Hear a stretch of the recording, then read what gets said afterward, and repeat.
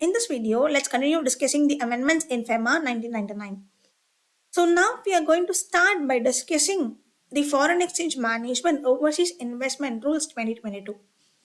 You could find and doubt the point number 3 is the Foreign Exchange Management Overseas Investment. Point number 4 also discussed with overseas investment. What is the difference between the two? Point 3, that is paragraph 3 here, deals with overseas investment rules, while paragraph 4 deals with overseas investment regulations. Okay, now we okay, let's understand it first and then move on to the syllabus. Okay. The rules would mean the ideal methods or procedures concerning any in that act. Okay, it's basically the procedural aspect. While regulations imply the directives which are being created by the body itself for its own regulation. Okay, so what do you mean? Rules are like procedural areas and regulations are directives being issued to comply with the same. Okay. Generally, rules are subordinate to the acts. For example, for FEMA overseas investment rules are subordinate. Okay. While regulations are subordinate to both. Okay. Now, the power to create or issue rules is in the hands of the government, either it be state government or the central government. While the power to issue the regulation is with the hands of the regulator, that is basically the organization which monitors the particular act. So, for example, if you see here, the Foreign Exchange Management Overseas Investment Rules 2022, here it has been issued by the Ministry of Finance. Okay, that is basically government. While if you move on to the fourth one, which deals with Foreign Exchange Management Overseas Investment Regulations 2022, it has been issued by RBI. It is basically a regulator. Okay, so with this understanding, let's move on. Okay, so first we will discuss in this video the rules. Okay, the next video will catch up for the regulations. Okay, now so basically, Ministry of Finance has exercised its power and has come up with these rules, the Foreign Exchange Management Overseas Investment Rules 2022. Okay, so why there is a need for overseas investment rules? This investment by person resident in India enhance the scale and scope of the business operation of Indian entrepreneurs by providing global opportunities for growth. Right? Such ventures through easy access of technology, research and development, a wider global market and a reduced cost of capital, along with other benefits like increased competitiveness or it boosts their brand value like that. Okay, these overseas investment are also an important drivers of foreign trade, and also it creates a employment opportunities, investment, and growth. Right. So, in keeping in the mind the liberalization, privatization, globalization, and to promote the ease of doing the business, the central government has come up with the rules, and the Reserve Bank of India has come up with the relevant regulations. Okay, in order to simplify the procedures and to rationalize the same. Okay. So it has been coming up with this new overseas investment regime, which deals with the both directives which are dealing with regulations and the rules. Okay. The significant changes have been brought with keeping in mind the to provide an enhanced clarity with respect to the various definitions. We don't have some clarity with respect to certain definitions, so they are making it very clear that these are the meaning of those and so on the definition.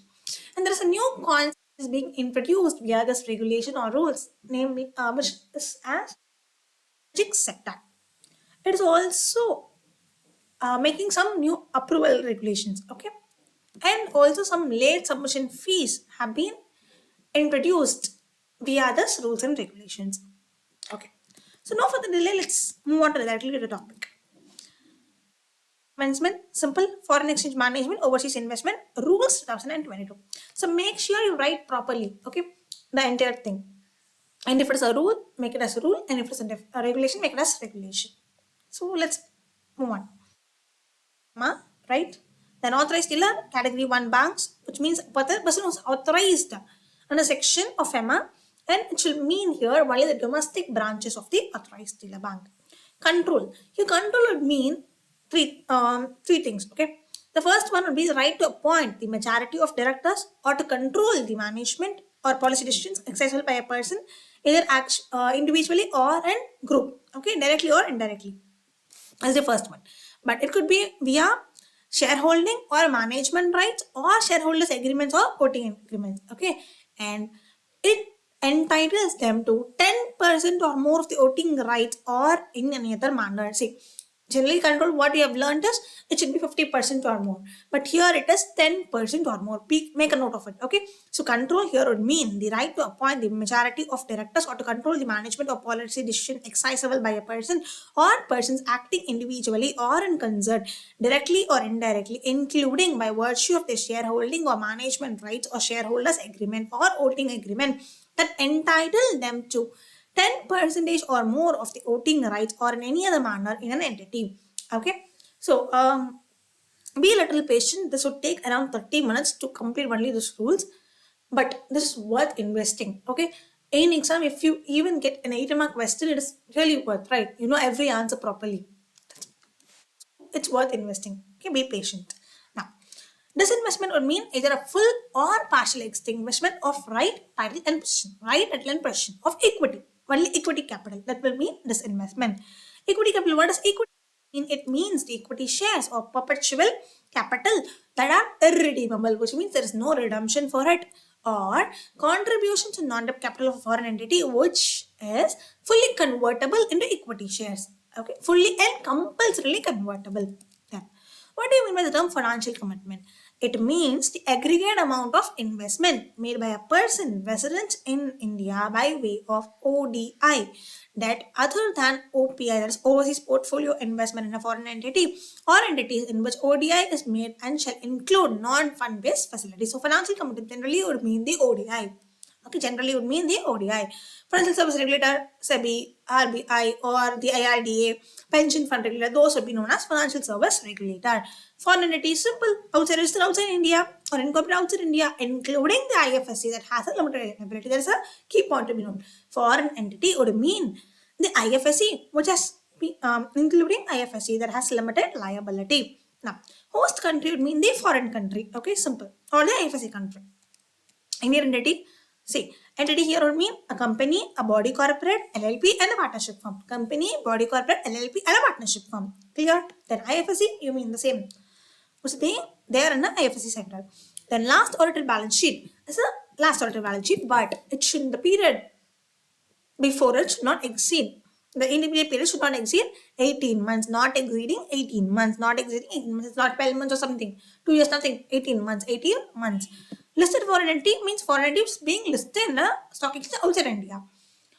Indian company would mean Indian company listed in India. See, foreign entity would mean foreign entity outside India. Listed outside India. Okay.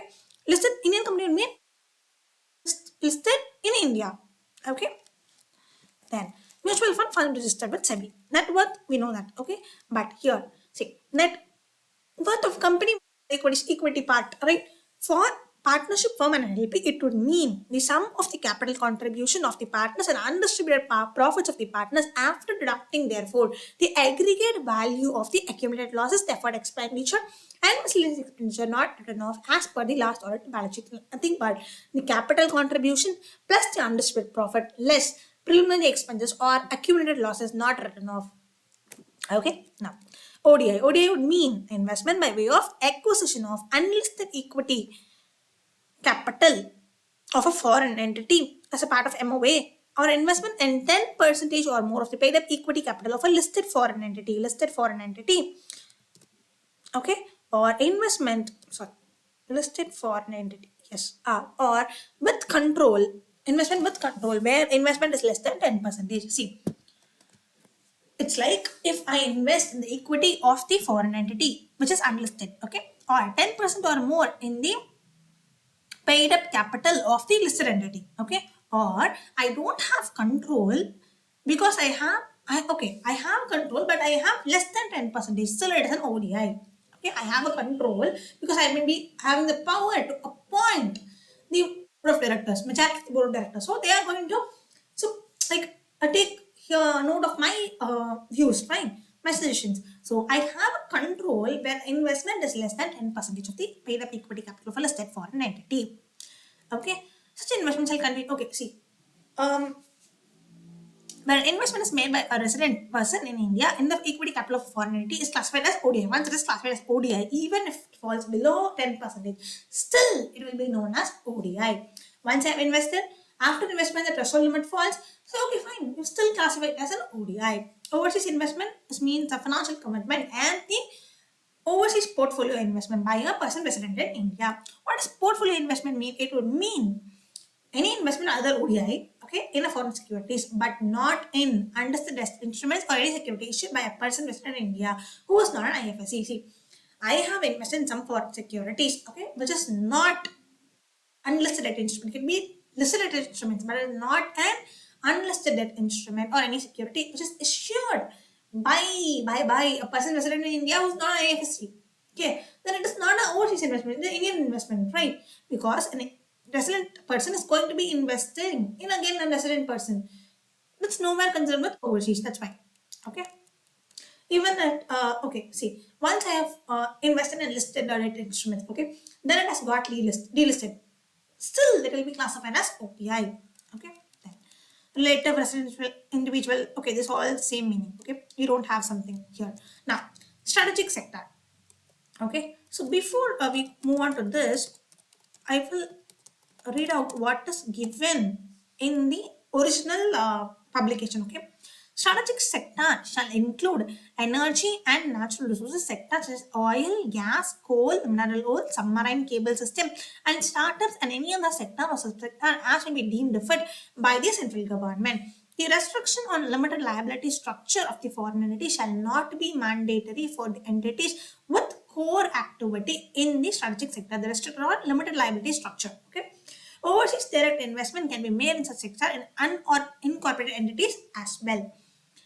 Indian entity is also permitted to participate in consortium with other international operators to construct and maintain a submarine cable system on co-ownership basis.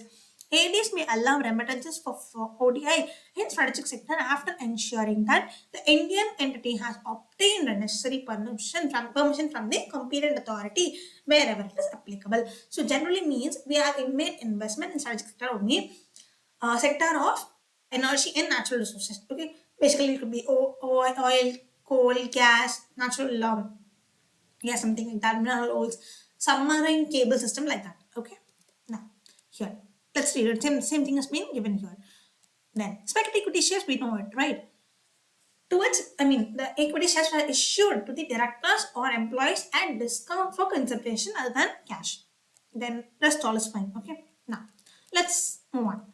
Administration of these rules. It has been administered by Reserve Bank. Okay. Though it has been issued by the Ministry of Finance, that is a part of government. Okay. It is being administered by the Reserve Bank of India. It is being administered by the Reserve Bank of India. Okay. Generally, reading all the applicability, reading non-applicability is better than reading applicability. So that's why they have given non-applicability. Okay. So one, nothing in this rule shall apply to nothing. So these are not applicable. Okay. For these entities, this rule is not applicable. Any investment made outside India by a financial institution in an IFSC. So I being a financial institution, okay, any investment made outside by a financial institution and IFSC. Okay, I have made an investment in an IFSC outside India. Okay, then acquisition or transfer of investment outside India made. I have made the investment by out of the funds which are there in resident foreign currency account or foreign resources held outside India by a person who is employed in India for specific duration, irrespective of the length thereof, or for specific job or assignment, duration of which does not exceed 3 years. See, I am in India for a particular job. Okay, so I have some foreign currency resource outside India. I have purchased the investment out of it. Okay. And the duration of me in India does not exceed 3 years. Okay. In accordance with subsection 4 of section 6 of the Act. Okay, let's recall what does that mean. It means a person in India may hold, own, or transfer or invest in foreign currency, foreign security, or any immovable property outside India if such currency, security, or property was acquired, held, or owned by such person when he was a resident outside India or inherited from a person who was resident outside India. Simply speaking, I was there outside India for some time. Okay, I have purchased an investment there. I have become a resident in India by once I come back to India. Okay, Now those investment will continue and I am allowed to hold such investment because I purchased with the foreign currency which have been there with me when I was outside India. Otherwise, I have inherited from one of my relatives who was there in outside India, and regulations have been complied with. Okay, now debt instrument and non-debt instrument. What are the debt and non-debt instrument? Debt instrument mean the government bonds, government bonds, corporate bonds, all tranches of securitization structure which are not equity, and borrowings by way of loans, and then depository receipts, underlying security or debt security. I've given depository receipts, but the securities on which depository receipts are being given are debt securities, which are non-debt instruments. Simply speaking, equity, right? Capital. Okay, all investments as FDI. Then investment units of alternative in AIF, real estate investment REIT, infrastructure investment trust IIT. Then investment in units of mutual funds and exchange traded funds which invest more than 50% in equity, a junior most layer of securitization structure. And then this could be an MCQC, junior most layer of securitization. Simply speaking, could not be, but that's a case, okay? Because an amendment they could ask, okay, because we can't remember everything, right? So this could be an area. They could ask what is a junior most layer of securitization structure, debt or equity, both, or either could be hybrid or something, none of the above. So it could be equity. Acquisition, sale, or dealing directly in mobile property. Contribution to trust and depository receipts against equity instruments. So against that instrument, it will be debt, and equity would be non-debt. Continuity of certain investments. Any investment or financial commitment outside India made in accordance with these rules or regulations held as on the date of publication of the official gazette of these rules in the official gazette shall be deemed to have been. See, any investment before this rules has been came, then it is still to be continued as being made under these rules. Okay. Next, rights issue and bonus shares. Any person resident in India who acquires and continues to hold equity capital may invest in equity capital by way of right issue or bonus, or resident acquiring the rights may renounce his right, okay, in favor of a person who is resident in India or outside India. Clear, simple, right? Prohibition of investment outside India. No person shall make or transfer any investment or financial commitment outside India otherwise than what specified in these rules or regulations. Then overseas, an investment made outside India by a person resident in India shall be made in a foreign entity engaged in a bona fide business activity directly or indirectly through step-down subsidiary or an SPV, subject to the limits and the conditions laid down in this rules and regulations. There are certain limits which have been given, which we will discuss now. Okay, moving further, we will discuss it. Okay, so beyond that limit, I will not be subject to that limit. I can invest, and it should be that such a foreign entity should be engaged in bona fide business activity, which could mean like any activity which is being permissible under the law of that's Indian law or and the foreign countries law. Okay, both countries laws should uh, permit that activity. Okay, then provided that the structure subsidiary shall comply with structural requirements and provided for the overseas investment or transfer such investment includes swap. In case of Pakistan or any other jurisdiction, shall require the prior approval of the central government. Okay, then now, okay, um, these rules, regulations, the central government, notwithstanding anything contained, the central government may make an application to RBI to permit some financial commitment in the strategic sector. We have discussed strategic sector, right? For example, it could be coal, oil, mineral resource, submarine systems and like that. Okay, submarine cable system like that. Okay, for that, central government should make an application. Then RBI can make an application to permit such financial commitments. And then overseas investment by a person resident in India shall not be made in foreign entity located in any country or jurisdiction. See, like the central government may say, country X you should not invest, then you should not invest any foreign investment in that particular country. The Reserve Bank of India, if it necessary, may consult in consultation with central government, stipulate the ceiling for overseas portfolio investment and stipulate the ceiling beyond which you require the approval.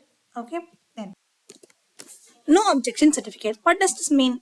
I am a person resident in India. Okay, for example, so say let's take Mr. X resident in India. Okay, he has been appearing as an NPA in some bank's account. Okay, or is a classified as a willful defaulter, or is under investigation for any by any financial service regulator or investigating agencies. Then such person should obtain an OC before making some financial commitment or making that disinvestment. Okay, so he has to make an application in writing. Okay, this application will be addressed to the lender bank or the regulatory or the investigative agencies. They should give the no objection certificate within 60 days from the date of receipt of application. Within 60 days, this is an important MCQ, right? Within 60 days, they have to give an NOC. If they are not giving, it is deemed to have been given an NOC. It is deemed to have been given a NOC.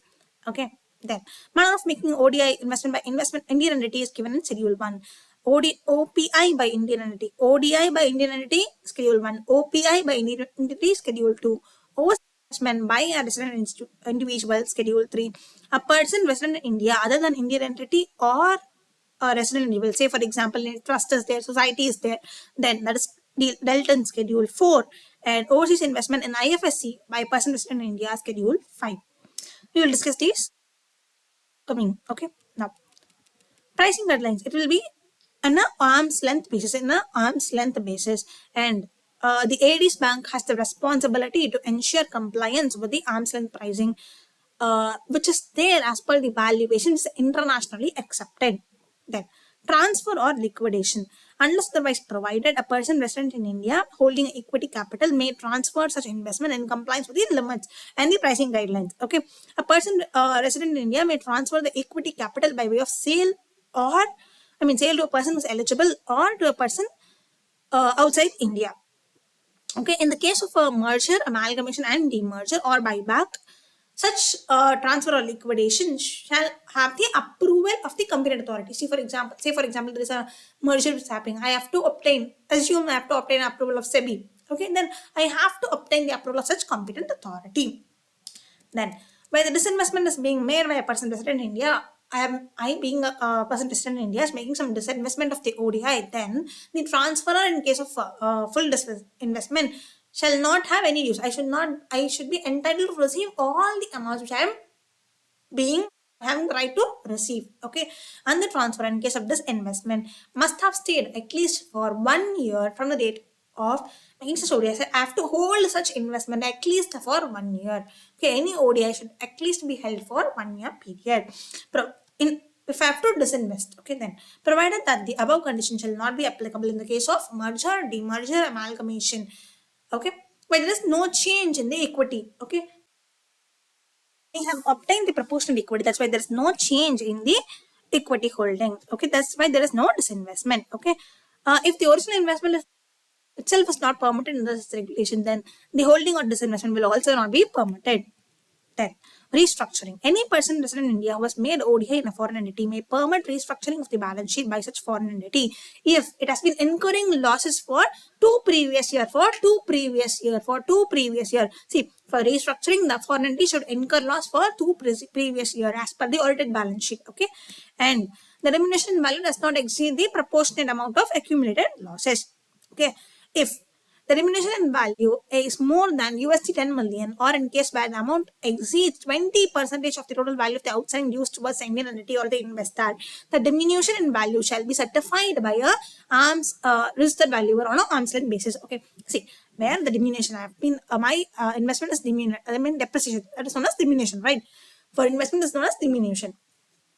Okay, that is more than $10 million, or where such diminution exceeds 20% of what you have, what is the total value of the receivable by you. Okay, then such diminution value shall be certified by a registered valuer.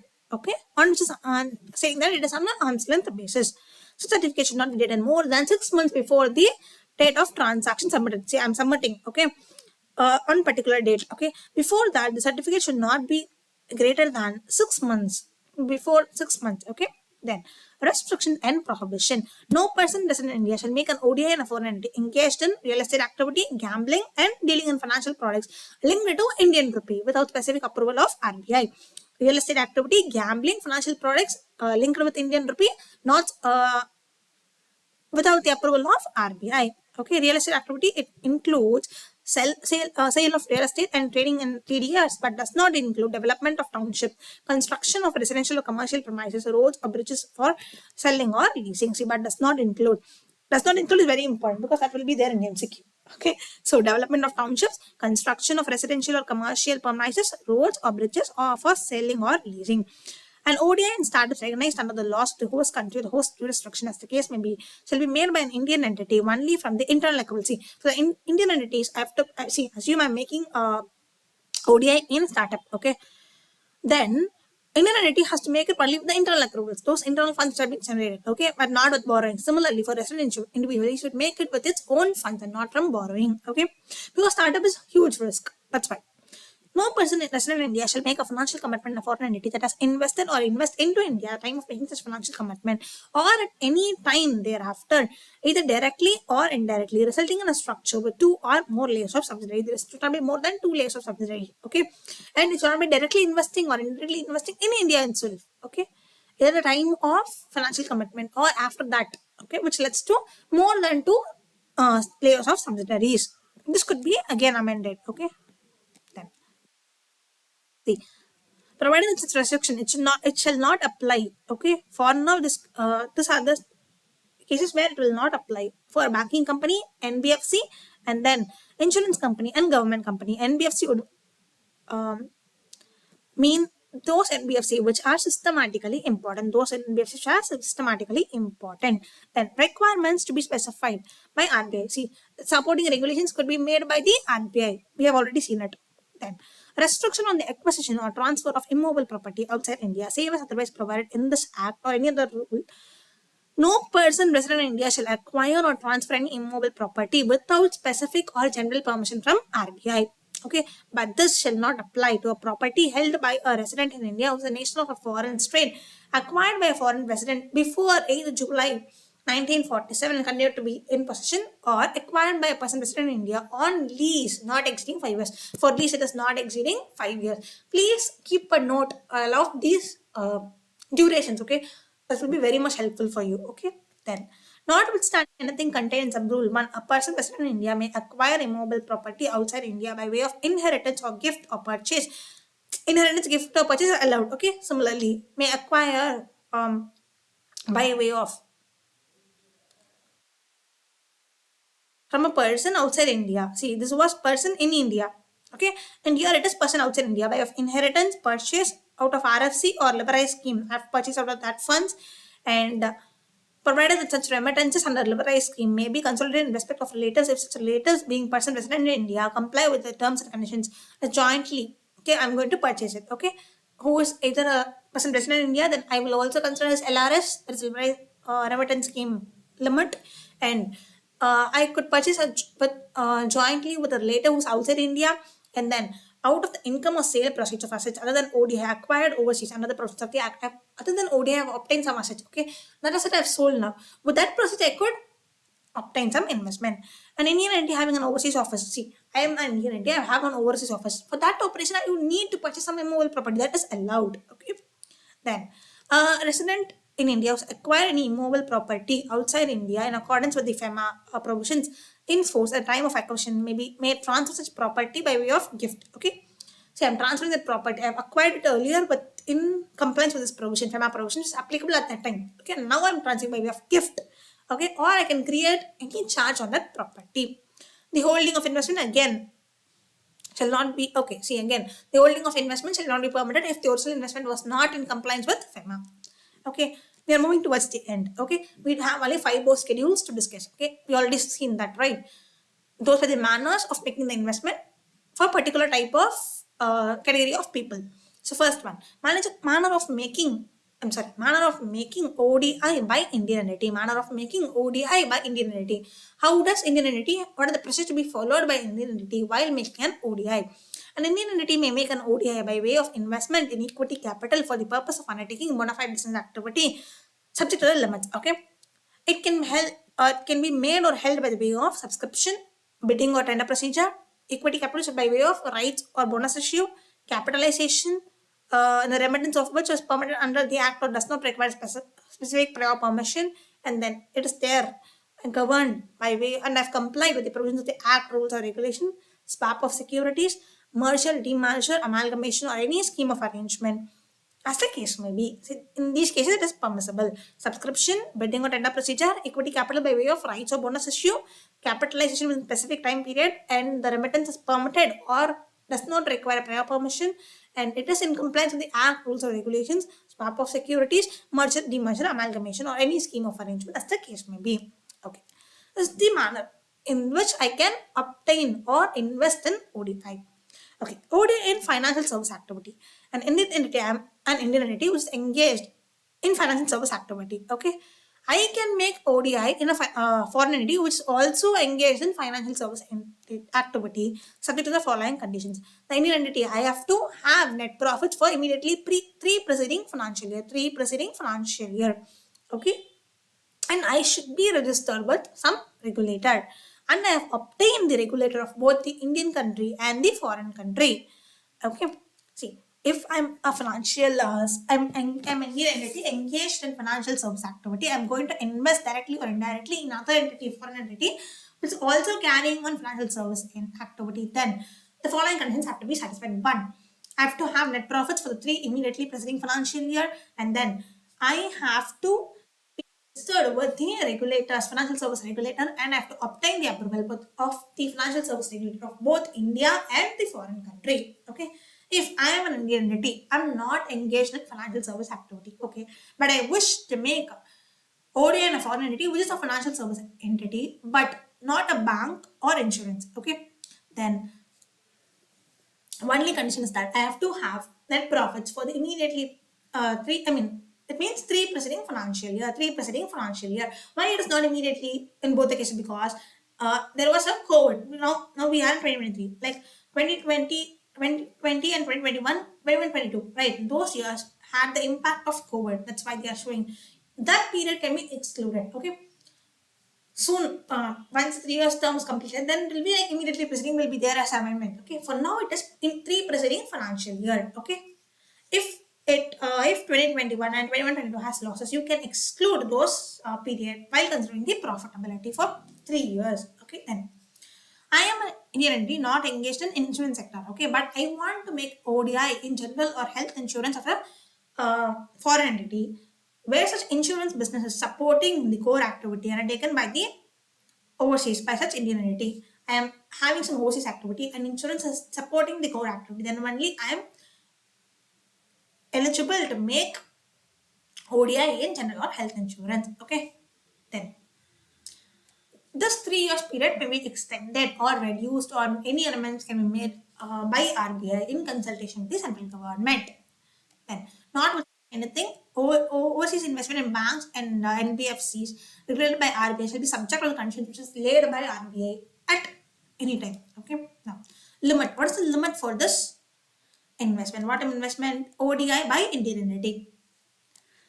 Same limits, right? We know this, right? Shall not exceed 400% of its net worth. 400% of its net worth as the last date of the date of the last audited balance sheet. Okay. This total financial commitment shall not include capitalization of retained earnings for recurring such limit, but shall include. It shall not include retained earnings, but shall include utilization of the amount raised by ADRs or GDRs and the stock swap of such receipts. ADRs, GDRs, stock swap of such receipts, and utilization of profits from ECB to the extent corresponding pledge or creation of assets on creation of charge on assets to raise such borrowings has not already been reckoned towards the above limit, provided that the financial commitment made by Maharatna, Navaratna, Miniratna, subsidiaries of such public sector undertakings in foreign entities outside India engaged in strategic sector shall not be subject to the limits laid down in this paragraph. See, if I am a Maharatna, Navaratna, Miniratna, subsidiaries of such PSUs, in I'm making some investment in strategic sector, then this limit shall not be considered. Okay. This for this purpose, the term financial commitment would mean um, the utilization of amount was by the issue of ADR, GDR, stock swap, and then utilization of proceeds from ECB. Okay, then. And it does not include the calculation of reserves as retained earnings. Then, Schedule 2, it deals with manner of making overseas portfolio investment by Indian entity. Okay, an Indian entity may make overseas portfolio investment which shall not exceed 50% of its net worth. 50% is there, not 400, 50%. ODI 400%, OPI it is 50%. Okay, and a listed make OPI by way of reinvestment. An understand entity may make only those things that they are already for normal ODI. Okay, then those cases can make. Then Schedule 3, it deals with manner of making overseas investment. Here there is no classification of ODI only, OPI.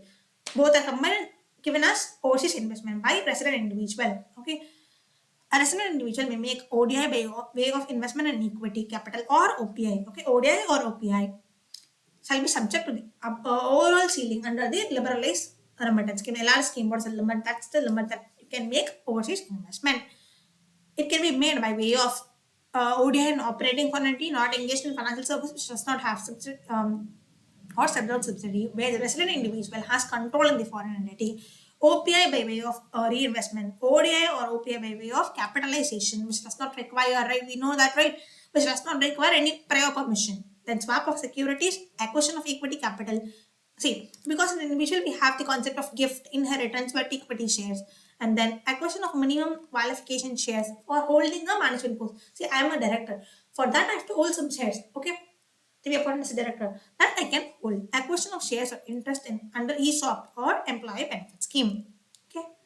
See what are the cases? I can make an ODI in a fund entity which is not a financial service entity. Okay. Then OPI by way of reinvestment, including by way of reinvestment. Okay. ODI or OPI by way of capitalization does not require permission. Swap securities, rights and bonus issue, gift, inheritance, pet equity shares, minimum qualification shares to be appointed as a board of director or the management post, and then shares or interest under ESOP and employee benefit scheme. See, for inheritance, sweat equity shares, minimum qualification shares issued, and then ESOP and employee benefit scheme. Okay, this can be made either whether or not the entity is engaged in financial service. Okay, in these entities, I can invest. Okay, no matter what. Then, provided further acquisition of less than 10% of equity capital, whether listed or not, unlisted foreign entity without control under clause F, G, and H shall be treated as OPI. See, I have acquired only less than 10%, either with or without control. Okay, without control will be known as OPI. Okay, then for the purpose of schedule, foreign activity means a foreign, foreign activity means an activity which is carried on by an entity which is registered outside India. Acquisition by way of gift or inheritance. A registered individual may, without any limit, acquire foreign securities by way of inheritance from a person resident in India who is holding the securities in accordance with the provisions of the Act, or from a person resident outside India. A resident individual without any limit may acquire foreign securities by way of gift from a person resident in India who is a relative on holding the securities in accordance with the provisions of the Act. A resident individual may acquire foreign security by way of gift from a person resident outside India in accordance with the provisions of the FCRA. It's easily understandable, right? Gift, there is no limit, okay, from a relative, and then if it is a person outside India, I'm acquiring the foreign security, then it will be covered by the provisions of FCRA also. Acquisition of shares under ESOP or employee benefit scheme. The employer director acquired such shares without any limit, okay, then for the purpose, but that should be given to all employees in a similar class, okay, on a uniform basis. Notwithstanding anything contained in this rule, a resident individual may acquire ESOP under any scheme of the central government. Now, moving on to Schedule 4. Last but one, right? Overseas investment by a person resident in India other than entity or resident individual, which means, for example, registered trust society or hospitals, like that, okay? They can make ODI only with the prior approval of Reserve Bank, only with the prior approval of Reserve Bank, subject to the following conditions. They should be, the foreign entity in which they are investing should be engaged in the same sector of the trust. Okay, see, I am a society which is in the hospital, running a hospital, then the other foreign entity should also be running the hospital. Okay, trust society is the case, maybe should have been in existence at least for 3 financial years before making this investment. I should have been in existence for 3 financial years. Okay, the trustee or MOA should permit such ODI, and the approval of the trustees or the governing body should be there. And in the case a trust or society requires special license or permission, and either from the Ministry of Home Affairs, central government, or relevant local authority, as the case may be, such special license to be obtained before submitting the application to the designated AD bank. Say 5 conditions are there. One, okay, very first condition is that it requires the prior approval of the RBI. Okay, then foreign entity should be engaged in the same sector of the business. Trust should have been in existence. Trust or other entity should have been in existence for at least 3 years, and then trustee or MOA should permit, and then approval should be obtained, and then if there is any special license or permission that is required, then it has to be obtained before submitting the application. Overseas investment by mutual fund. This is for trust society, right? If it is by mutual fund, venture capital funds, or alternative investment fund, okay, they can obtain or transfer securities as stipulated by SEBI, okay, and it should be subject to the conditions and terms shall laid down by SEBI and RBI, okay, provided the aggregate limit shall be decided. It is left to the decision of the RBI.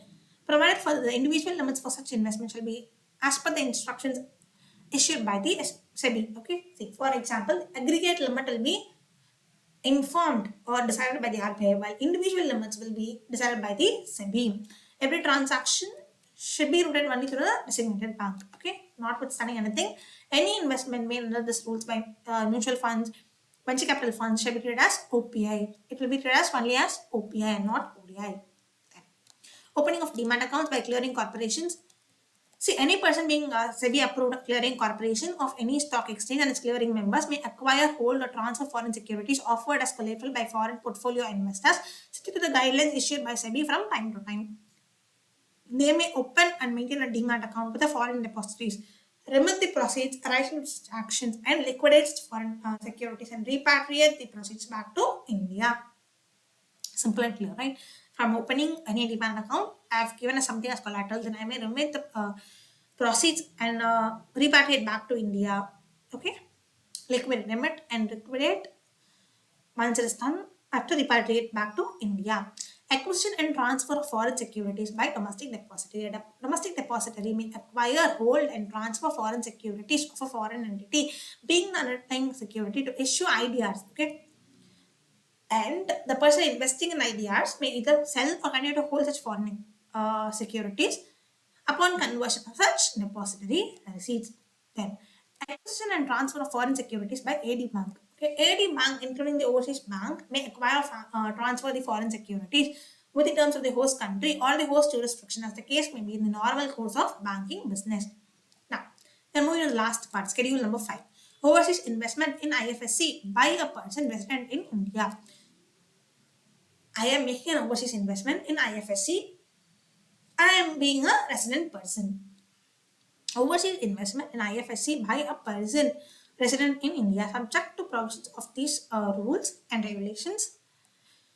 A person resident in India may make overseas investment in IFSC in India within the limits provided in these rules. Okay, a person resident in India may make overseas investment in the manner as laid out in Schedule 1, 2, 3, and 4, provided that in the case of ODI made in IFSC, the approval of financial service regulator concerned wherever applicable shall be. We have the days of 60 days, right? Here it will be 45 days. Okay, then the approval should be obtained within